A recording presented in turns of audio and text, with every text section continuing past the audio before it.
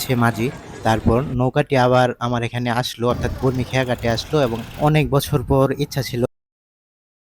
গাজীপুর জেলার অন্যতম ভিডিও নির্মাতা নাজিব মাহফুজ খান ভাই আজকে আসছিলেন বর্মি বাজারে, যার ভিডিও দেখে আমরা আরো প্রকৃতিকে ভালোভাবে সুন্দরভাবে উপভোগ করতে পারি, যার ভিডিও দেখে আমরা অনুপ্রেরণা পাই। ভাই আমাকে বলছিলেন মেসেজ দিয়ে বর্মি আসছে, আমিও ভাইয়ের সাথে দেখা করার জন্য আসছিলাম বর্মি খেয়াঘাটে। দেখতে পাচ্ছেন তো এসে পেলাম না, আস্তে আস্তে ওনার নৌকা ভাসিয়ে দিচ্ছে।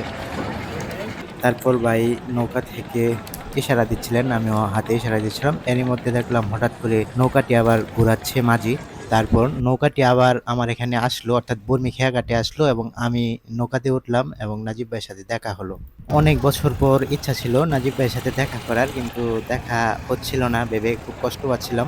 ভিডিওর শুরুতে যে কথা বলছিলাম যে দেখা হলো না আবার দেখা হয়ে গেল, এর মূল কাহিনী হচ্ছে এই নৌকাটি এমন একটি নৌকা, এটি কাপাসিয়ার বাগিয়া থেকে আসে।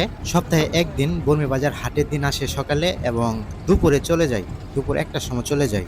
সেরকম দুজন যাত্রী নৌকায় উঠতে দেরি করে ফেলেছিল, আর সেই কারণে নৌকাটি আবার কিছুক্ষণের মধ্যে ফিরে আসছিল এই দুজনকে নেওয়ার জন্য। আর সেই সুযোগেই কিন্তু আমিও আবার নৌকাতে উঠি এবং যেহেতু নৌকাটি দেরি করবে না, নাজিব ভাইয়ের সাথে সাক্ষাৎ করার জন্য বর্মি থেকে বর্মা পর্যন্ত যাই। আমরা অনেক গল্প করি, খুবই ভালো লেগেছে।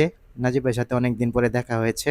আজকের এই ঘটনা আমাকে খুবই আশ্চর্য করেছে। আসলে আমার দেখা করার খুব আগ্রহ ছিল। আর নাজিব ভাই সাধারণত এদিকে আসলে তেমন বলে না, চুপচাপ আসে, চুপচাপ চলে যায়। কিন্তু আজকে কেন জানি বলছিল, কয়েকবারই বলছিল। আবার যখন চলে যায় তখনও বলছিল যে দেখা হবে। অনেক সময় দেখা যায় যে কাকতালীয়ভাবে একটা জিনিস মিলে যায়।